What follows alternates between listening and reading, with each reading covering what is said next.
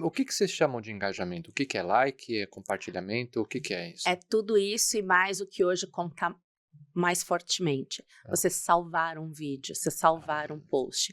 Então, assim, essa nova prática, né, que de poucos, talvez 1 ano e meio para cá, que as redes sociais começaram a disponibilizar essa feature, né, uhum, essa possibilidade, mostra um grande comprometimento da pessoa com aquele conteúdo. Você só salva o que você vai voltar a olhar depois, o que você vai consultar depois, claro, claro. né. Assim como o compartilhamento, quando você manda para alguém, isso tem um peso muito grande, você está dando a sua voz, a sua credibilidade, você acredita naquilo, ainda que seja uma piada quando você manda, Sim. tipo: "Eu gostei dessa piada, vê aí", entendeu. Uhum. Então, quando você compartilha um conteúdo de investimento, né, de finanças pessoais, tem um peso bem grande, mas a gente também olha curtidas, olha todas as métricas tradicionais de Entendi. engajamento.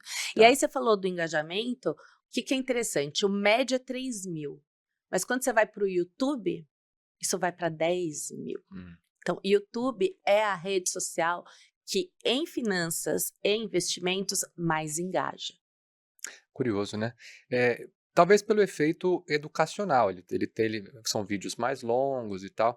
Talvez a gente possa até já dar uma pincelada nessa questão da Smart TV, né? Porque curioso, aí o celular tomou conta, tal, mas e aí, tá voltando a TV, né? O que eu ouvi, eu achei muito interessante essa explicação, é que o YouTube ele tá ficando meio Netflix, assim, no sentido, ele te sugere as coisas. Total. Antigamente você ia lá e buscava, quero aprender tal coisa. Uhum. E talvez por isso a pessoa agora tem essa coisa mais imersiva. Já que é um vídeo longo, não vou ficar aqui com uma telinha, né?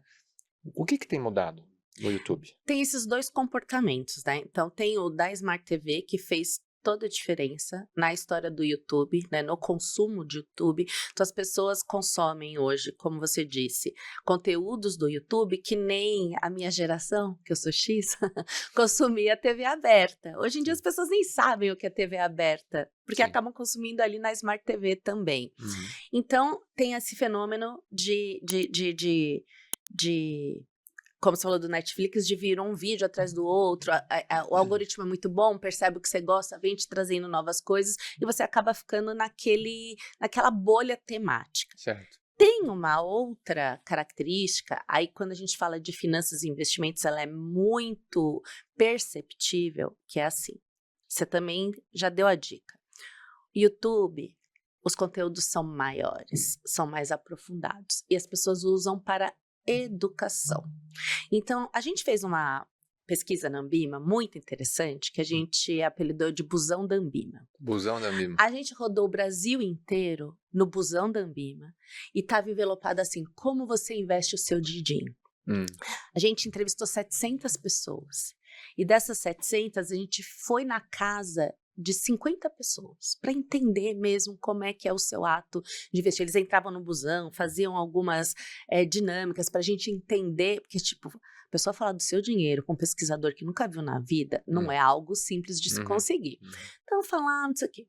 E aí, quando a gente foi para a casa das pessoas, o que a gente percebeu? A gente tem isso, a gente gerou um documentário, dá para você ver isso em imagens, é riquíssimo. A pessoa tá assim, com o celular na mão, abriu aqui o seu banco ou sua corretora, e aqui ela tá com o computador no YouTube, vendo o influenciador. Olha. Então, vai vendo o vídeo do influenciador, pausa, vem aqui. Vê o Hum. vídeo do influenciador, pausa, vem aqui. Então, para finanças e investimentos, o YouTube tem esse caráter de how to do, sabe? Uhum. O Uhum. passo a passo, a receita do bolo. E isso é muito rico pro investidor, para a investidora, especialmente aqueles que estão começando Uhum. ou que estão desbravando produtos que eles não estão tão familiarizados assim. Então, assim, para quem nunca entrou, por exemplo, num home broker, você comprar e vender ação não é algo elementar. Você comprar e vender um fundo de investimento imobiliário não é algo elementar, entendeu? Certo. Então, esse apoio que o YouTube dá via influenciadores tem ajudado as pessoas a investirem mais e com mais tranquilidade. Muito legal. Puxa vida. Então eu escolhi a plataforma certa para me comunicar com a Sim. audiência. Mas uma coisa que eu fiquei curioso lá no estudo, eu vi que tem uma parte dos produtos lá em que vocês fazem a relação entre os produtos que são mais mencionados e os produtos que têm mais engajamento. Uhum. Aí eu vi lá, fundos então, fundos e renda fixa. Eles estão no nível médio, assim, no ranking lá de Uhum. produtos mencionados. Então são medianos em termos de menções, só que o engajamento deles é disparado. E ações, por exemplo, ou criptomoedas, tem muitas menções, mas o engajamento não é tão alto. Isso tem a ver com a questão da familiaridade? Total, É. total. As pessoas engajam mais naquilo que está mais próximo delas e que elas se sentem mais confortáveis para falar. É. Porque a despeito de todo o fenômeno dos haters, né? Ninguém quer muito ficar se expondo ali para falar bobagem e alguém olhar e falar assim, você não sabe do que você está falando. Sim. Então, assim, via de regra, né? Grande parte das pessoas opta por falar daquilo que você se sente mais seguro, eu não estou falando nenhuma bobagem. Mas essa é a grande beleza do marketing de influência financeira. Os nossos influenciadores, eles são experts em assuntos. Pelo menos eles se vendem assim. Uhum. Então, assim, eu sou analista. Eu sou trader. Uhum. Eu sou educador financeiro. Então, cada pessoa... Eu falo de fundos de investimento imobiliário, falo de FI. Tem esses caras. Eu só falo de cripto. Uhum. Então, a despeito do que está engajando mais, o que o público está procurando mais, esse é o meu tema, eu não vou mudar.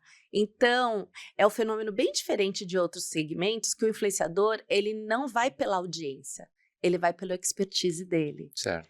E isso é legal, porque acaba fazendo com que a audiência busque... Confie mais nele também. Exato, exato. Não parece que ele tá só querendo surfar um hype aí. Ou numa onda que não é a dele, Certo. né? Não fica aquela coisa esquisita do, tá todo mundo agora falando do dólar por causa das taxas do Trump, aí o cara que só fala de cripto me sai falando de dólar. Vai ficar esquisito. É muito difícil a gente ver esse fenômeno entre os influenciadores de finanças. Curioso. Mas mesmo assim, então por que será que tem tanta gente falando de cripto ou de ações?